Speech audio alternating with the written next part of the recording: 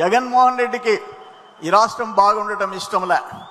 ఆయన ఒక మాట చెప్పాడు మొన్న, దురదృష్టం, అమరావతి రాజధానికి 500 ఎకరాలు చాలదా అన్నాడు.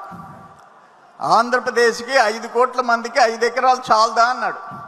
నేను ఒక్క మాట క్వశ్చన్ చేస్తుండా, ఆయనకి ఎల్హంకలో ఆయన భార్య 2 బిడ్డలు, తల్లి చెల్లి కూడా ఆయనతో లేరు. ఎల్హంకలో 29 ఎకరాలు, పులివెందల్లో 5 ఎకరాలు ఆయన ఇంటికి, ఇడుపులపాయలో 5 ఎకరాలు, లోటస్ పాండ్లో 1 ఎకరా, తాడేపల్లిలో 2 ఎకరాలు, నలుగురికి 42 ఎకరాలు. కానీ 5 కోట్ల మందికి 500 ఎకరాలు చాలంట.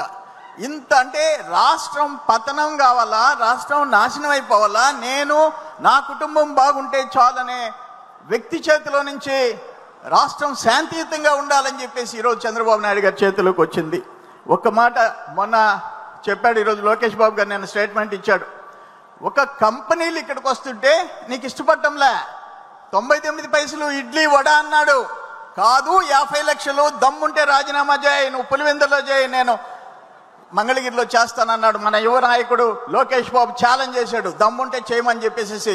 నేను కూడా ఈ వేదిక మీద నుంచి జగన్మోహన్ రెడ్డిని సవాల్ చేస్తుండా.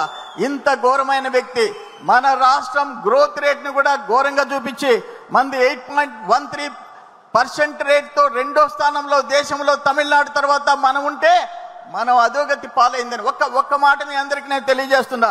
సాక్షి పత్రిక చదవండి, ఈరోజు చదివితే ఈ రాష్ట్రం ఏ విధంగా నాశనం కావాలని జగన్మోహన్ రెడ్డి కోరుకుంటున్నాడో, ఆ జగన్మోహన్ రెడ్డి ఆలోచనలన్నీ ఏ విధంగా సాక్షిలో ప్రతిబింబిస్తున్నాయో చూస్తే కడుపు మండిపోయే పరిస్థితి అని చెప్పేసి. ఇటువంటి వ్యక్తులు దురదృష్టం మన రాష్ట్రంలో ఒక ముఖ్యమంత్రిగా చేరటం అని చెప్పేసి నేను మీ అందరికి నేను తెలియజేస్తున్నా. చూసారు కదండి, మరి ఈ వీడియో కనుక మీకు నచ్చినట్లయితే ఒక లైక్ కొట్టేసి మీ అభిప్రాయాన్ని కూడా కామెంట్ బాక్స్ లో తెలియజేస్తూ ఇలాంటి ఇంట్రెస్టింగ్ అప్డేట్స్ కోసం మా ఛానల్ ని సబ్స్క్రైబ్ చేసుకోండి.